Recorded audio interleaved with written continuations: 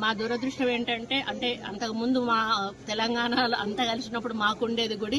మేము శ్రీశైలం గుడిని విడిపోవడం వలన కోల్పోయినా కూడా మాకు ఈ భక్తి అయితే మాకు ఎప్పుడు కూడా ఉంటుంది.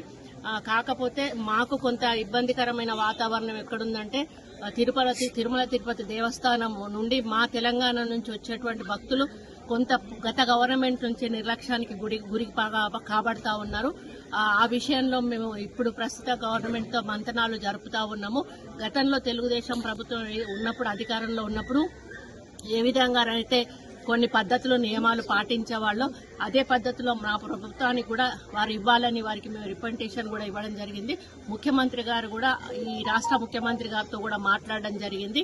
వారు కూడా ఒక పాజిటివ్ వేలో మేమందరం కూడా చర్చించుకొని మొన్ననే వాళ్ళ కమిటీ కూడా వేయడం జరిగింది. కాబట్టి కమిటీలో నిర్ణయించుకొని మరి తెలంగాణకు నుంచి అధిక భక్తులు వస్తారు, అధిక రాబడి కూడా వస్తుంది.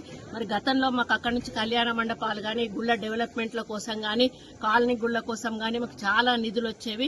మరి అదే విధంగా మళ్ళీ అక్కడి నుంచి మాకు నిధులు రావాలని కూడా వారిని కోరుతూ, ఎందుకంటే తెలంగాణలో చాలా గుళ్ళు ఎక్కువగా ఉన్నాయి, మరి ప్రాచీనమైనటువంటి గుళ్ళు కూడా చాలా ఎక్కువగా ఉన్నాయి. కళ్యాణ మండపాలు గ్రామాన్ని కూడా అడుగుతా ఉన్నారు. కాబట్టి టీటీడీ వారు తలుచుకుంటే ఇవన్నీ కూడా జరిగే అవకాశం ఉంటుంది. కాబట్టి వారు తప్పకుండా ఒప్పుకొని మా తెలంగాణకు ఒక ప్రత్యేకమైనటువంటి మరి నమ్మకాన్ని కలిగించి మా మీద ఒక ప్రత్యేక దృష్టి సారిస్తారని ఆశిస్తూ మరి స్వామివారికి దర్శనం చాలా బాగా అయింది. మళ్లీ వారు మమ్మల్ని త్వరలోనే రప్పించుకొచ్చారని ఆశిస్తూ సెలవు తీసుకుంటారు.